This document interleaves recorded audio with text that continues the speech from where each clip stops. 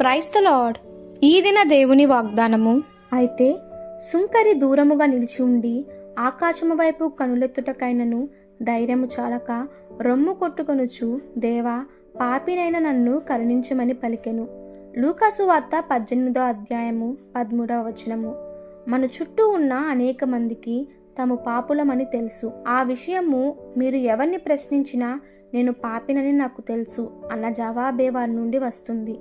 అయితే దేవుని ఆత్మ ఒక వ్యక్తి హృదయంలో నివసించినప్పుడు తను ఒక తప్పిపోయిన పాపినని, నరకపాత్రుడైన పాపినని, నిస్సహాయుడైన పాపినని అతడు గ్రహిస్తాడు. మేము పాపులము అని చెప్పే చాలా మంది తమ పాపంలో జన్మించి ఉన్నారని, తమ పాప స్వభావముతో నిండి ఉన్నారని, తమ పాపంలో మరణించి ఉన్నారని, తాము దేవుని ఉగ్రతకు పాత్రులైన పిల్లలని ఎరుగరు. ఎందుకనగా తమ అసలు స్వభావాన్ని ఎరుగక తమ్మును తాము మెరుగుపరుచుకునేందుకు వ్యర్థ ప్రయత్నాలు చేస్తుంటారు. దానికోసం వారు అనేక పుణ్యస్థలాలను దర్శిస్తారు. తమ పాత అలవాట్లను వదిలేసి బాహ్యంగా పరిశుద్ధులుగా ఉండేందుకు ప్రయత్నిస్తుంటారు. ఎప్పటి నుండో ఉన్న పాత పద్ధతులను విడిచిపెట్టి కొత్త కోణంలో అన్వేషణ ప్రారంభించి ఈ విధముగా తాము దేవుణ్ణి సంతోషపరచగలమని అనుకుంటూ ఉంటారు.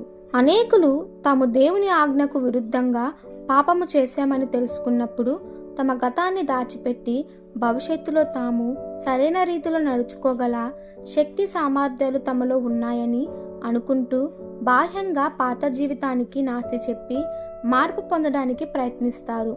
అయితే పరిశుద్ధాత్మ వారిలో పనిచేసినప్పుడు వారు ఇటువంటి బాహ్య మార్పు చేత ఇంకా ఇబ్బంది పడుతుంటారు. ఎందుకంటే పరిశుద్ధాత్మ వారిలో దుష్టత్వాన్ని, హృదయంలోని మోసాన్ని వారికి స్పష్టంగా కనపరచడం వల్ల వారు చేసే మానవ ప్రణాళికలలో వారి పాపం ఇంకా స్పష్టంగా కనబడుతుంది. నిన్ను నీవు మెరుగుపరుచుకోవాలని ప్రయత్నిస్తున్నట్లయితే, నీ సొంత నీతిని నీవు స్థాపించాలనుకున్నట్లయితే, దేవుని ఎదుట నీ స్థానాన్ని హెచ్చించుకోవడానికి నీవు ప్రయత్నించినట్లయితే, ఆ ప్రయత్నంలోని మూర్ఖత్వాన్ని నీవు ఈ క్షణమే గమనించి దేవుని దృష్టిలో నీవు ఒక తప్పిపోయిన పాపినని వాస్తవాన్ని వినయంతో ఒప్పుకో. అప్పుడు దేవుడు మన ప్రతి పాపములను కడుగుతాడు.